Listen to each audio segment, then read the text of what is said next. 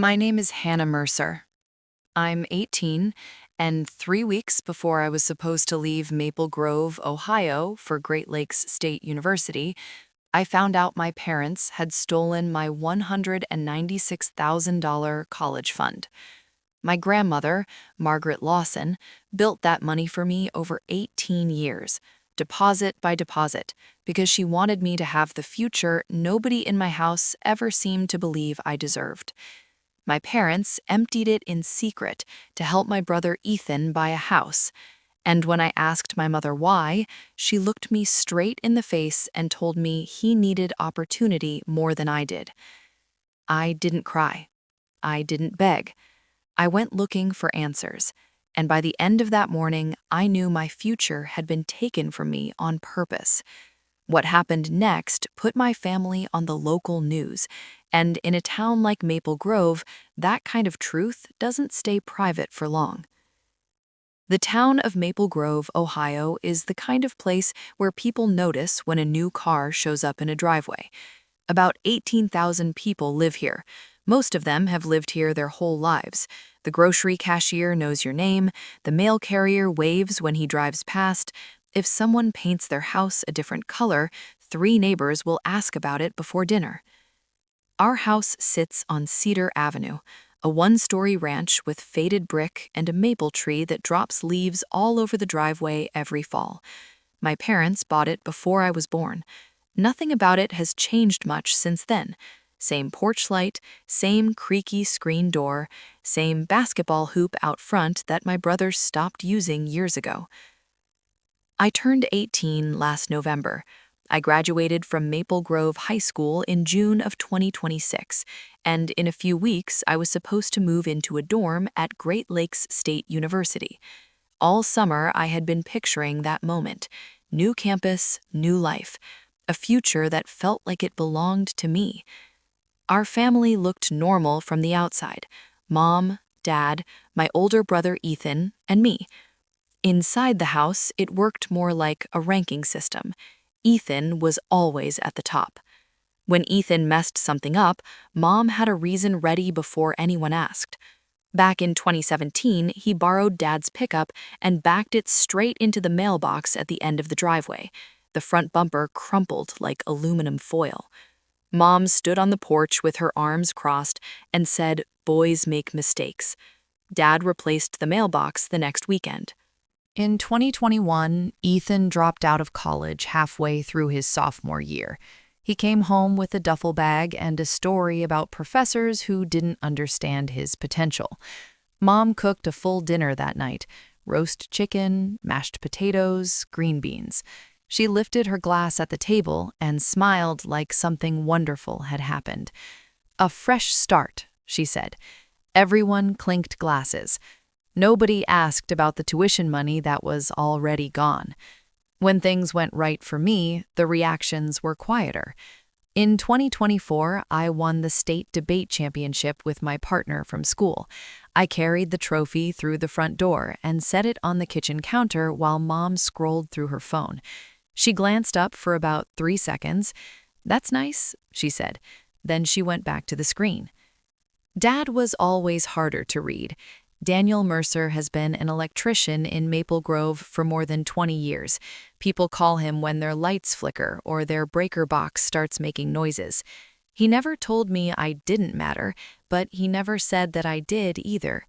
The only person who ever made me feel certain about my place in the world was my grandmother, Margaret Lawson. She is 74 years old and taught English at Maple Grove High School for 3 decades. Half the adults in this town once sat in her classroom. Grandma Margaret started saving money for me the month after I was born, in December of 2007. She opened a UTMA account at First County Bank and deposited whatever she could each month, sometimes $300, sometimes $700 if her pension check had been good that month. She told me about it when I was 10. "This is for your education," she said, "so you can go wherever you want." Every year she mailed me envelopes with little notes and copies of the account statements. I never paid much attention to the paperwork. It always felt distant, like something waiting for a future I hadn't reached yet. Then, in the winter of 2026, she called me one evening out of nowhere. "Hannah, promise me something," she said. "Okay. Keep every envelope I've ever sent you." "Why?" "Just promise me." "I promise." At the time, it sounded like one of her careful habits. Grandma Margaret is the kind of person who labels folders and keeps receipts in neat stacks. By the time July of 2026 arrived, that college fund had become a real number in my head. I was sitting at the kitchen counter early on a Tuesday morning, the kind of quiet hour before anyone else wakes up. My laptop was open in front of me. Orientation emails, housing forms, tuition deadlines. Great Lakes State needed the first payment soon. I called First County Bank to confirm the wire transfer instructions for the account Grandma had built for me. The woman on the phone asked for my social security number and date of birth. I gave it to her and waited. There was a pause on the line that felt longer than normal. "Miss Mercer," she said slowly, "I'm showing a current balance of $238.14. I laughed a little because the number made no sense. "I'm sorry," I said. "Could you check again?" More keyboard clicking. "I'm looking at the transaction history," she said. "There have been multiple withdrawals over the past 8 months. My stomach tightened. "How much?" "Transactions ranging between $15,000 and $30,000 each." I stared at the laptop screen, even though it was still on the tuition page. "When?" "Between November of 2025 and June of this year." I didn't speak.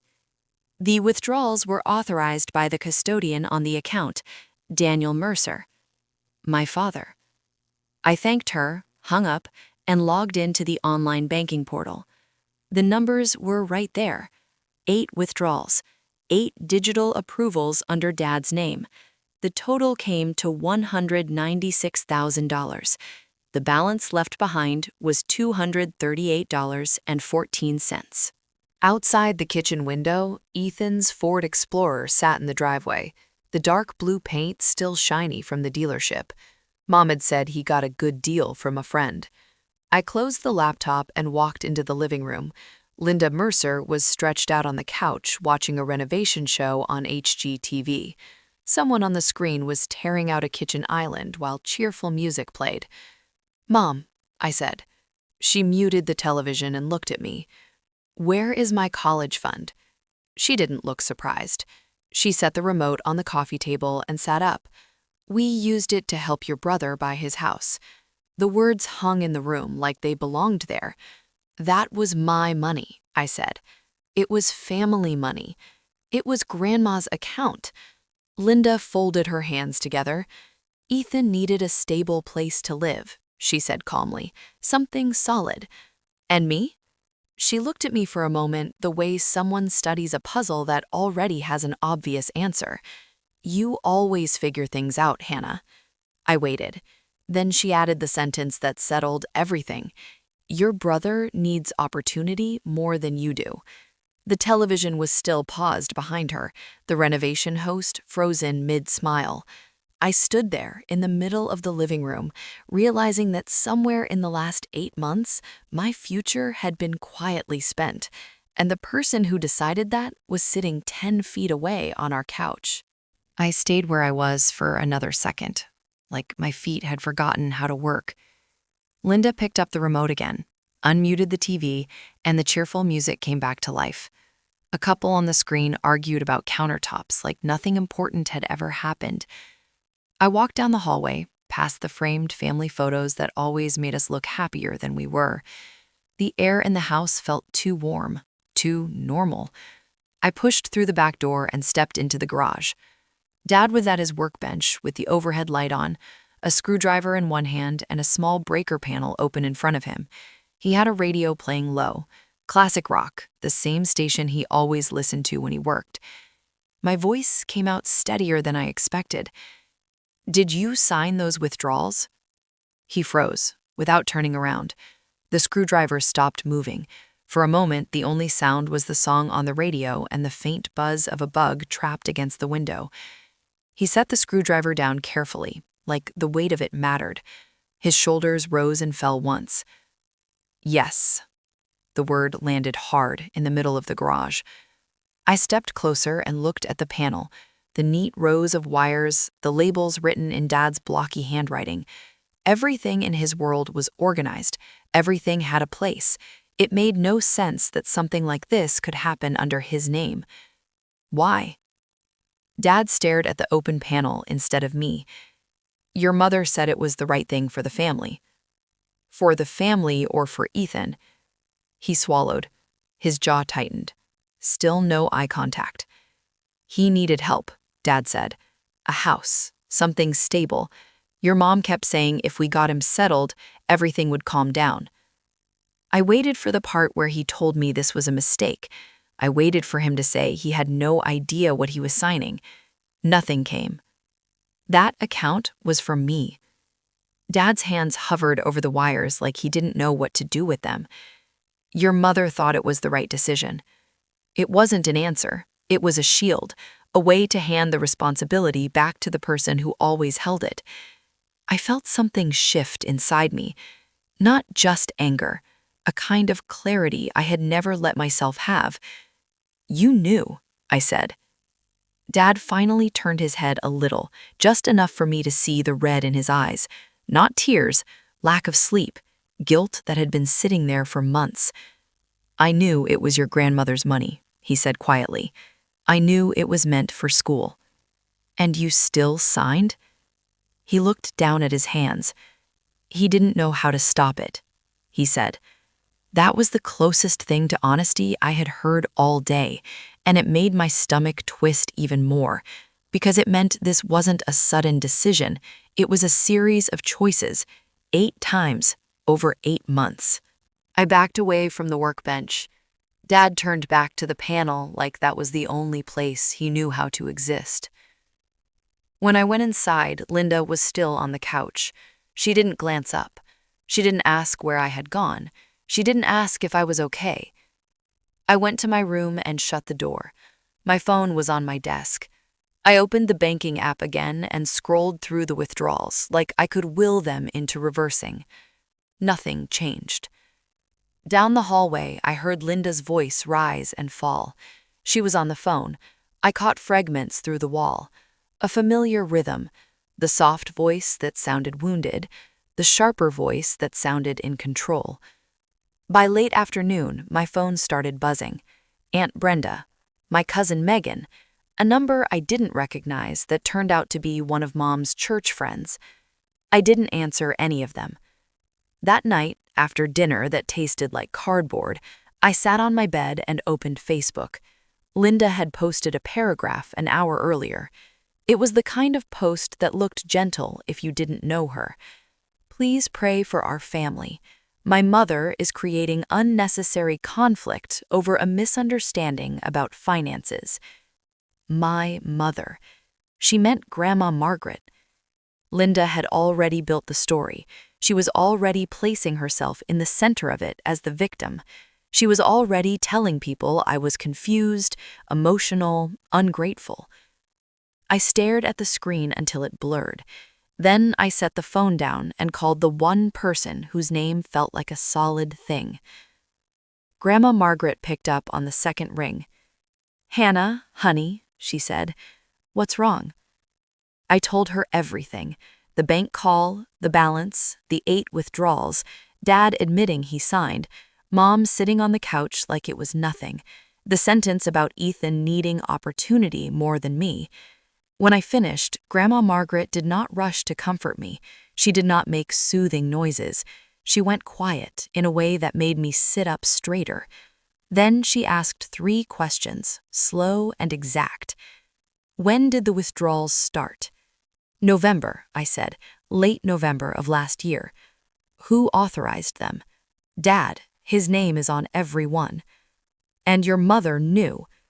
She admitted it, I said. She said they used it for Ethan's house.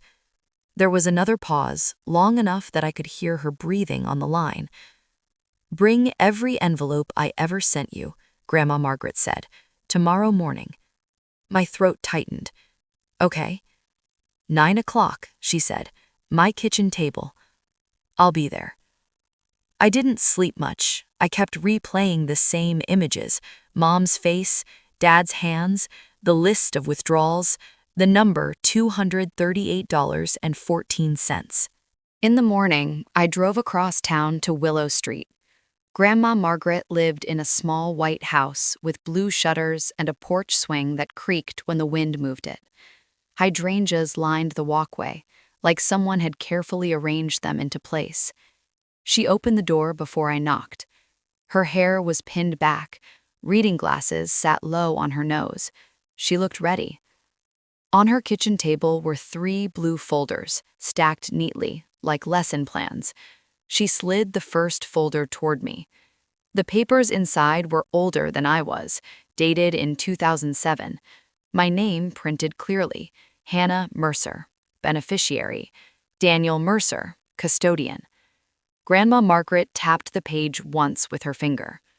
This is yours, she said. The second folder held annual statements from 2008 through 2025, organized by year. Tabs, notes in the margin. She had tracked every deposit. The third folder was the most recent statement. The balance matched what the bank told me: $238.14. I looked up at her. You kept all of this. I requested copies every year, she said. Every January. Why? Grandma Margaret held my gaze. Because I know your mother, she said. Hearing her say it that plainly made something in my chest unclench. It didn't fix anything, but it gave the situation a shape. It meant I wasn't crazy. It meant I hadn't imagined the risk. She reached for her phone and scrolled with the same calm focus she used when she graded essays. I'm calling Patricia Grant, she said. I had heard the name. Grant and Howell Law was one of the firms in the county that people mentioned when they talked about wills, estates, and any situation where paperwork mattered. Grandma Margaret made the call, spoke briefly, then hung up. She's coming this afternoon, she said. We'll go through everything the right way. I nodded, even though I didn't know what the right way looked like yet. Outside the kitchen window, a car passed slowly on Willow Street. Somewhere nearby, someone was mowing a lawn. Maple Grove was already awake, already moving through its normal routines. I sat at my grandmother's table with the folders open in front of me, waiting for the afternoon and whatever came with it. Patricia Grant arrived that afternoon while the sun was still high and the kitchen smelled like coffee and lemon cleaner. Grandma Margaret didn't pace or fidget. She moved around the table the way she used to move around her classroom, calm and prepared. She set the 3 blue folders in front of Patricia like they were a lesson plan. Patricia looked like someone who had spent a lifetime dealing with other people's messes. Early 60s, neat hair, a navy blazer that didn't wrinkle when she sat down. She shook my hand once, firm, then opened the first folder and started reading without small talk. For a while, the only sound was paper. Patricia flipped pages slowly, stopping to scan lines, then turning to the next tab. When she reached the most recent statement, she held it in place with one finger and looked up. This account belongs to you, she said. Grandma Margaret nodded, as if she'd been waiting for someone else to say it out loud. Patricia pointed to the custodian line on the paperwork. Your father was supposed to manage it for your benefit, she said. Using it to buy a house for your brother is not that. I felt my shoulders tighten. So what happens now? I asked. Patricia kept her voice steady, practical. There are 2 tracks, she said. We can demand repayment through civil court, and we can make a criminal complaint. Both can move forward at the same time. Grandma Margaret didn't hesitate. We do both, she said. Grandma Margaret glanced at me, not for permission, but to make sure I understood what those words meant. I looked down at the statement again. $238.14, a number that still felt like an insult. Both, I said. Patricia pulled a small notebook from her bag and wrote a few lines. "I'll draft the demand letter," she said, "and I'll prepare the complaint. You'll need to stay consistent. No public posts, no arguing in comment sections, no private threats. Let documents do the talking." That last line stuck with me. It sounded like the opposite of my mother's world, where whoever controlled the story controlled the outcome. When Patricia left, Grandma Margaret walked her to the door and then came back to the kitchen table as if the day had simply moved to the next task. She picked up her phone and scrolled. "Who are you calling?" I asked. "Rachel Kim," she said. I knew the name. Channel 9 out of Cleveland, the station my parents watched when there was a storm coming or a highway accident that might affect Dad's jobs. Grandma Margaret pressed the phone to her ear. Rachel answered on the second ring. I could hear her voice, quick and professional. Grandma Margaret introduced herself and said a few sentences I couldn't quite catch. Then she looked at me and slid the phone across the table. Rachel asked me to explain what happened in my own words. I kept it short. I didn't try to sound dramatic. I didn't need to. The numbers were dramatic enough. Rachel listened, then said she'd call back to schedule something. After the call, Grandma Margaret stood at the sink and rinsed my empty mug. "Your mother survives by controlling the story," she said. I watched the water run over the ceramic. "We're going to tell the truth first," she added. 2 days later, a Channel 9 van turned onto Willow Street and parked in front of Grandma Margaret's house. It was Friday morning. The sky was bright and clear, the kind of day Maple Grove families used for yard work and grocery runs. Rachel Kim stepped out with a cameraman and a producer. Everything about them moved fast, like they had another story waiting on the other side of the county. Rachel shook Grandma Margaret's hand and looked at me with the same focused attention. "Thank you for doing this," she said. Grandma Margaret led them to the kitchen table, the same table where she graded papers for years. The folders were already set out.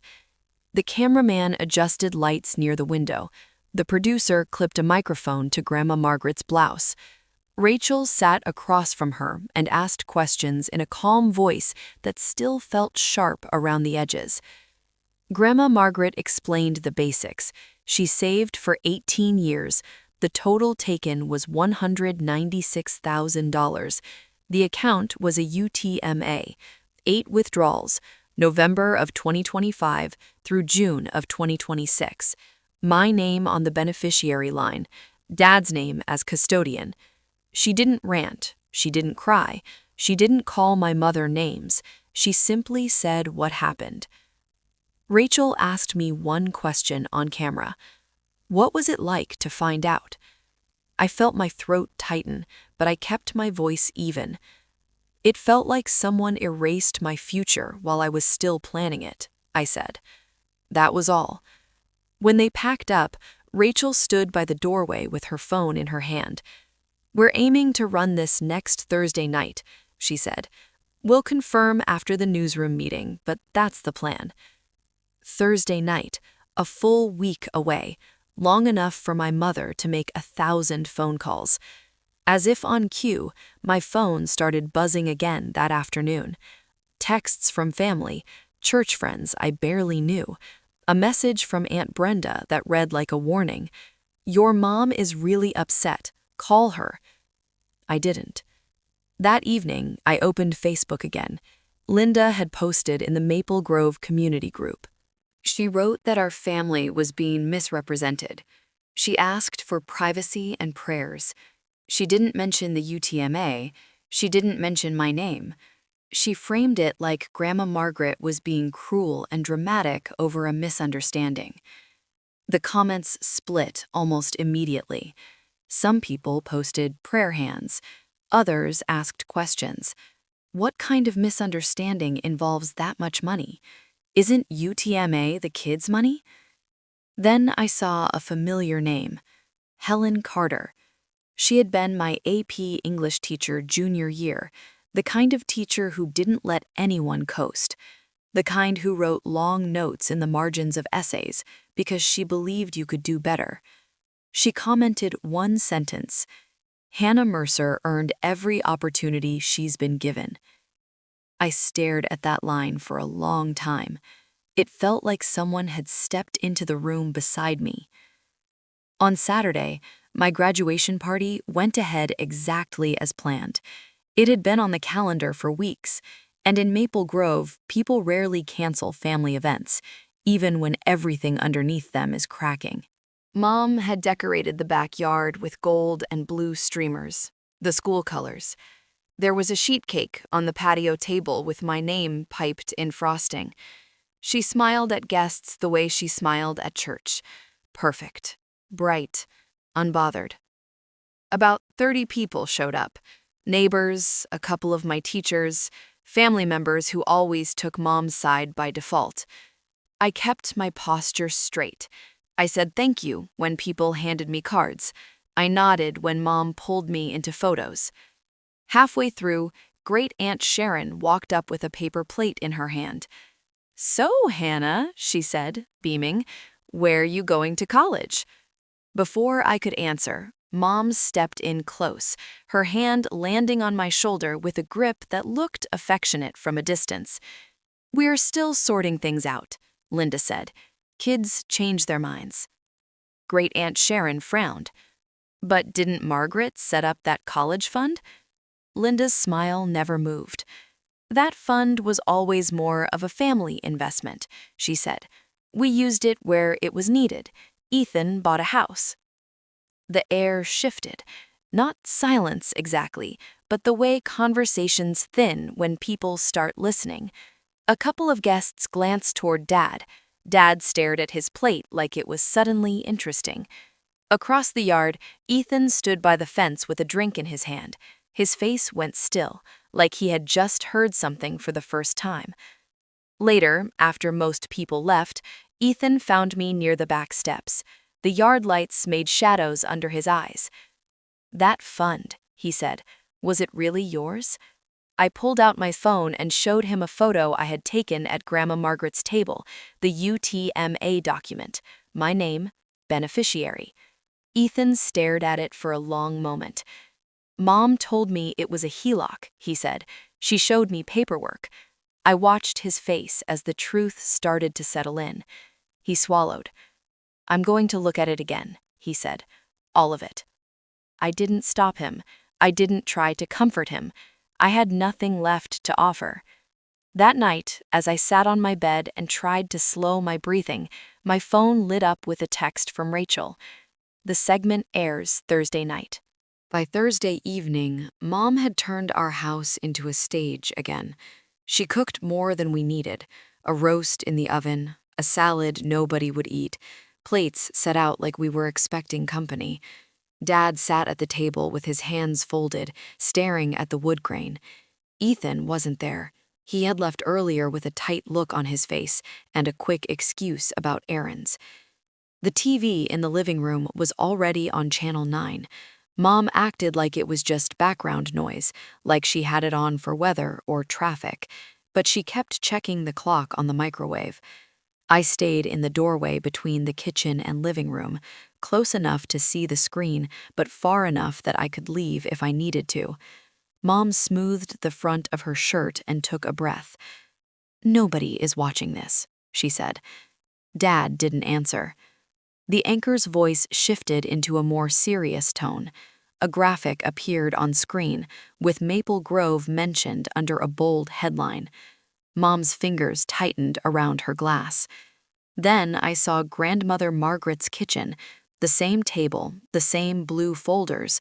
Grandmother Margaret's face filled the screen, calm and steady. The headline read, "Grandmother accuses daughter of draining granddaughter's college fund." Mom's mouth opened like she was going to speak, then closed again. Rachel Kim's voice narrated over shots of First County Bank, the front of the courthouse, the sign for Maple Grove. Then Grandmother Margaret spoke directly to the camera. She said she saved for 18 years. She said the total taken was $196,000. She said the account was a UTMA. She said there were 8 withdrawals. She said my parents used the money to help my brother buy a house. The camera cut to a brief clip of me. My expression looked smaller on television than it felt in my body. It felt like someone erased my future while I was still planning it, I said on screen. Mom let out a sound that wasn't quite a laugh. "This is unbelievable," she said. The segment ended. The anchor read a short line about the county prosecutor reviewing information. Then the next story began, something about road construction. For a moment, the house was quiet, except for the commercial music. Mom turned to me, her cheeks flushed. "Look what your grandmother did," she said. I didn't move. "She embarrassed us," she continued. Dad's shoulders sagged. Mom looked at him like she was expecting backup. Dad stared at the table. Mom grabbed her phone and started tapping fast. I knew what she was doing before she said it. "I'm calling Rachel Kim," she said. She paced while it rang. When it went to voicemail, Mom hissed under her breath and tried again. Then she opened Facebook and began typing with sharp, angry movements. My phone buzzed on the counter. Notifications stacked one after another. Maple Grove Community Group. Comments, shares, tags. I opened the group and scrolled. People were already arguing. Some posted prayer hands under Mom's earlier post. Others were blunt. If it was a misunderstanding, why didn't Hannah know?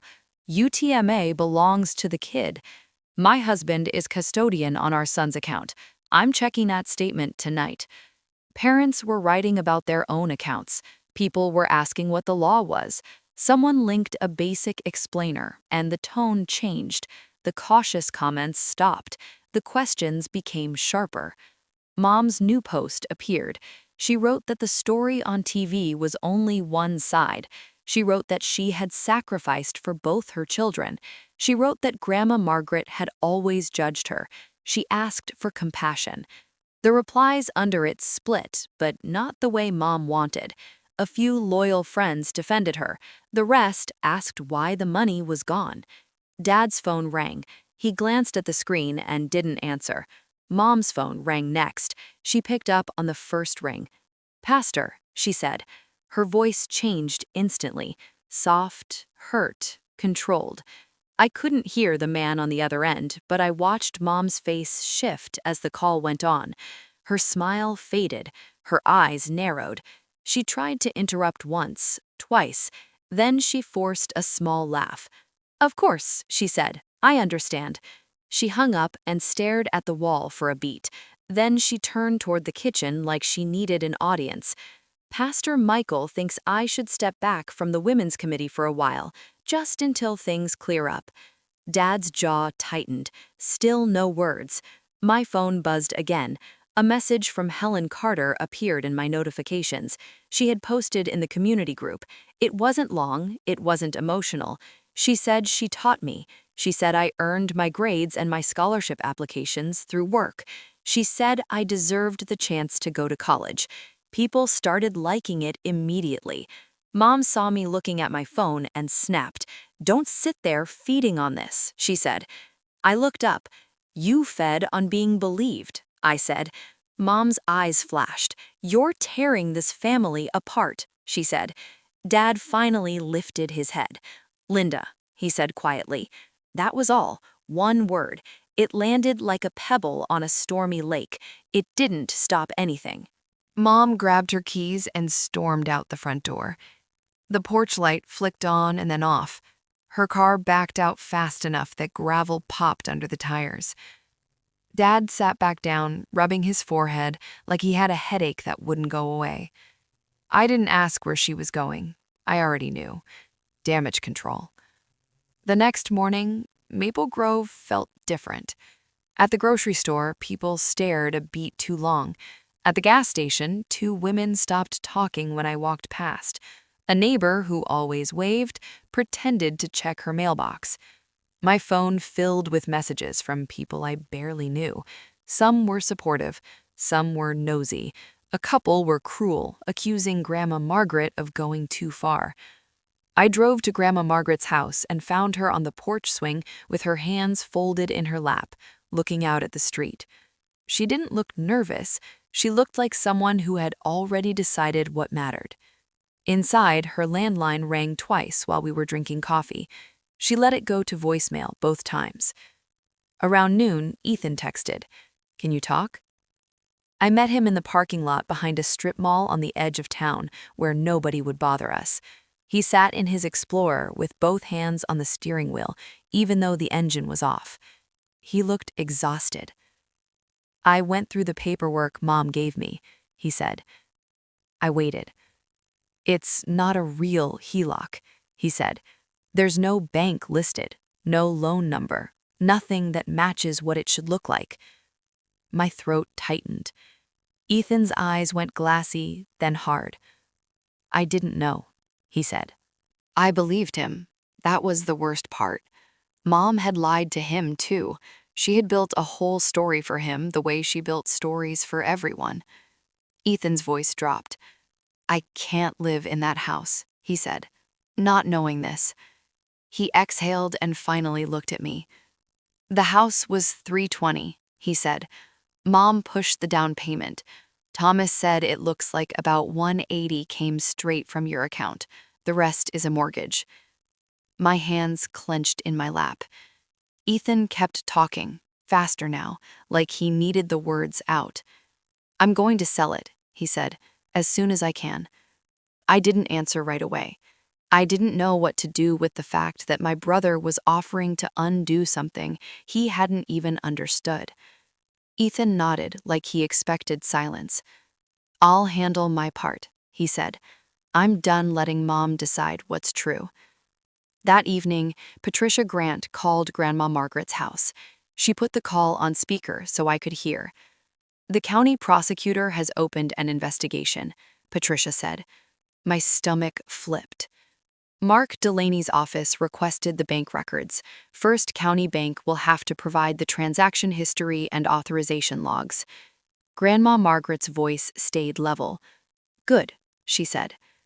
I sat at her kitchen table again, the blue folders stacked neatly to one side, and listened to Patricia talk about next steps in a careful, measured way.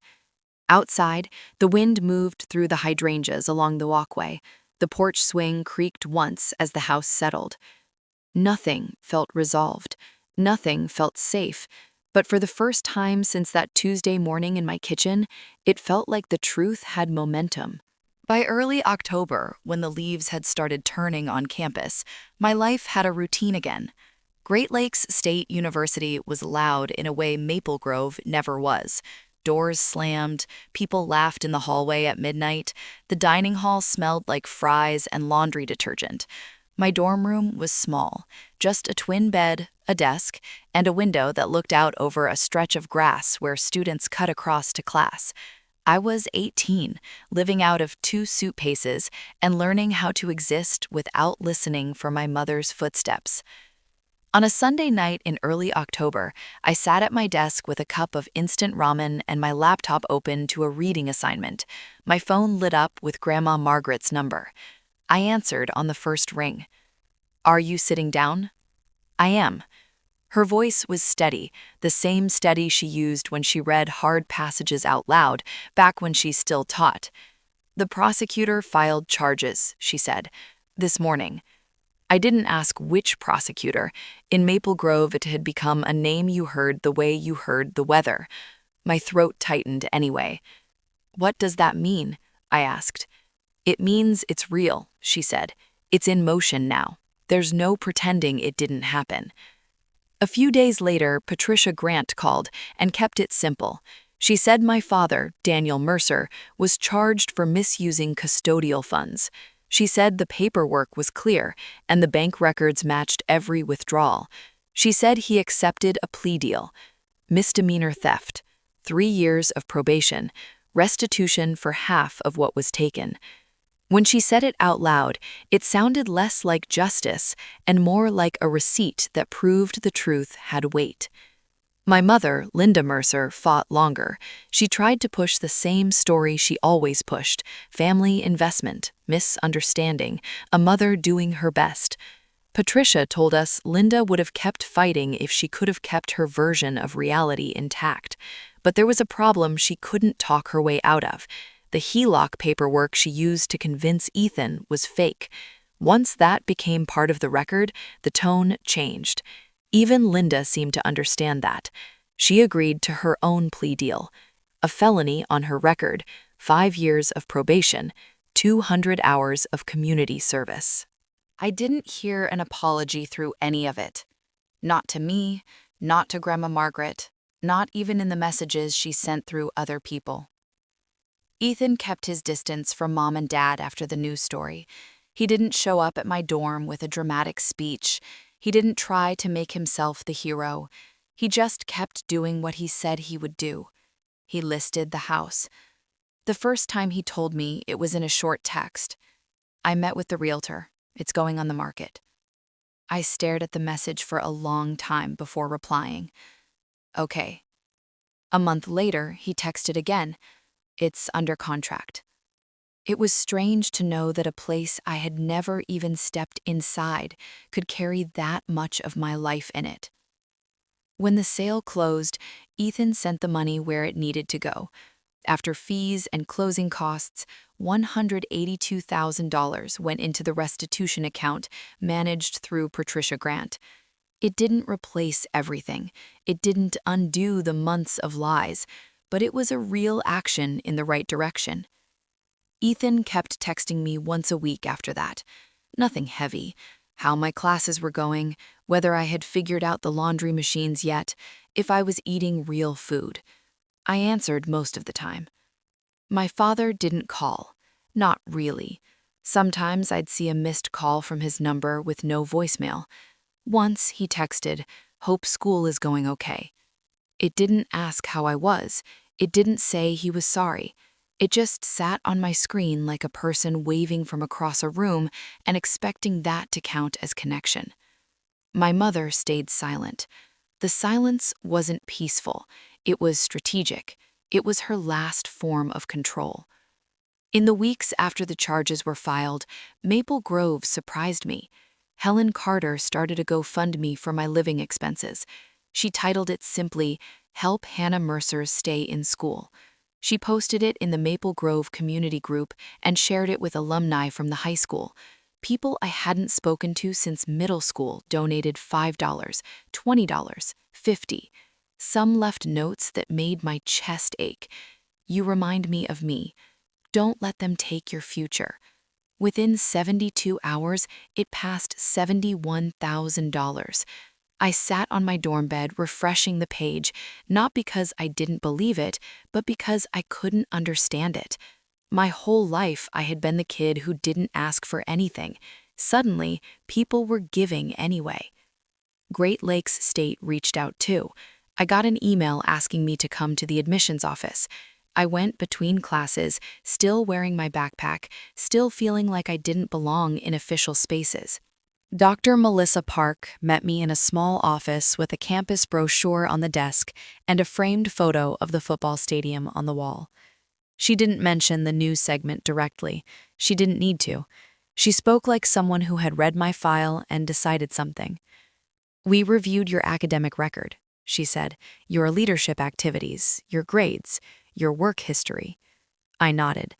"We're offering you a full tuition scholarship," she said, "for all 4 years." I sat there frozen. "It's merit-based," she added, "and we want you to know you have support here." I managed to say thank you. I walked out of that office and stood on the sidewalk outside for a full minute, breathing cold air, feeling something in me loosen that had been clenched since July. Grandma Margaret did one more thing that month. She set up an irrevocable education trust for me. $45,000, protected, structured, not something anyone could grab in the night and call it family. When she told me, she said it like she was telling me the time. "I want it safe," she said. "It is safe," I told her. By early November, about 2 months into the semester, a letter arrived in my dorm mailbox. The envelope was cream-colored with my mother's handwriting, careful and familiar. I held it in my hands for a long time before opening it. Linda wrote that she did what she believed was right for our family. She wrote that she hoped I would understand someday. She wrote about sacrifice and pressure and how hard motherhood had been for her. There was no apology, no sentence that said she was wrong. I folded the letter and put it in my desk drawer under my notebooks. That night, I sat at my desk and listened to my roommate laugh on the phone with her mom. I listened to footsteps in the hallway. I looked out the window at students crossing the grass with backpacks slung over one shoulder, heading toward whatever came next. For the first time in my life, my future felt like it belonged to me. If someone in your family took something that was yours and never apologized, would you forgive them anyway? Or would you keep your boundary and protect the life you are building? If you have lived through something like that, share what you did and what it cost you.